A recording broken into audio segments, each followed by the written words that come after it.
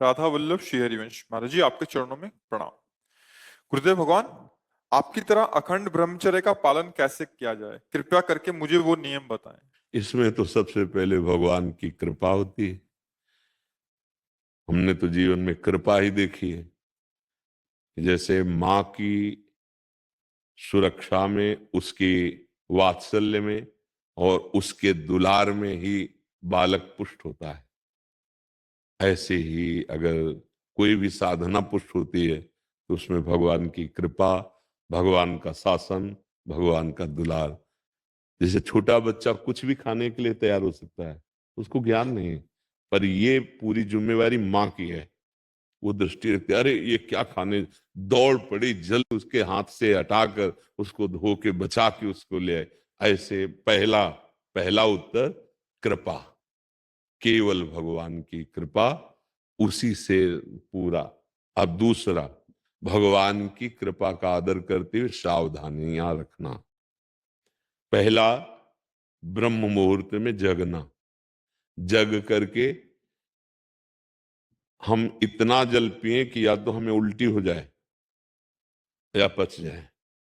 अगर उल्टी हो गई तो पचने से भी अच्छा हुआ, हमारे अंदर जो जहर बना, एसिड आदि, वो गंदे पदार्थ वो निकल जाते हैं।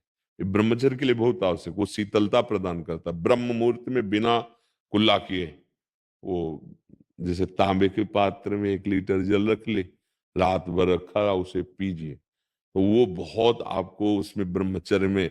और इसके बाद थोड़ा टहलिए, वज्रासन में बैठ के, फिर शौच जाइए, फिर स्नान कीजिए, जरूरी है। और फिर आधा घंटा व्यायाम कीजिए, कठोर व्यायाम, जैसे दंड बैठक, ऐसे। फिर आधा घंटा आसन कीजिए, जो योगिक आसन है।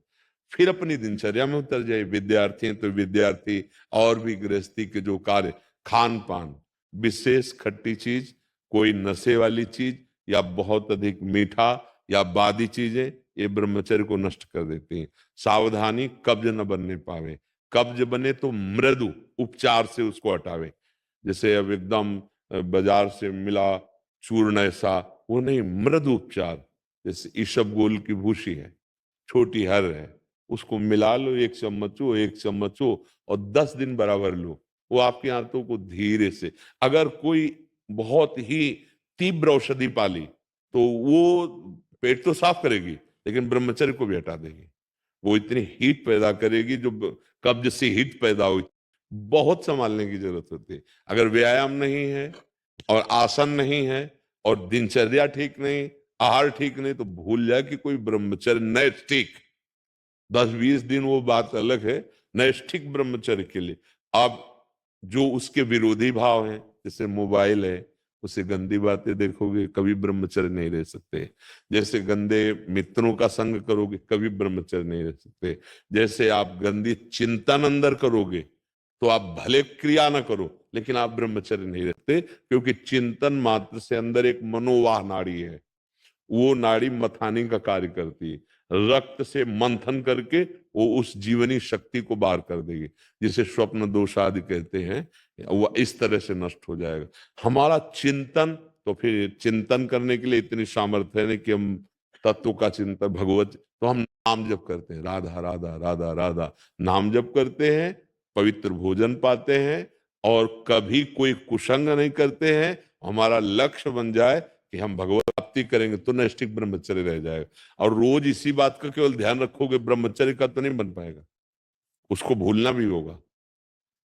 वो एक साइड में चल रहा है, हम गलतियों पर सावधानी रखे हुए हैं, लेकिन हमारा लक्ष्य भगवत प्राप्ति रहेगा, तब चल पाएगा। नहीं, अहंकार शुरू हो जाएगा।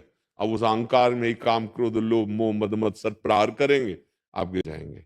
लक्ष्य भगवत, और बड़े से बड़े तप और साधन का विस्मरण, उसका अहम ना आने पावे, उसकी स्मृति ना आने पावे, तो फिर हम बहुत आजीवन चल जाएगा, ब्रह्मचर्य चल जाएगा।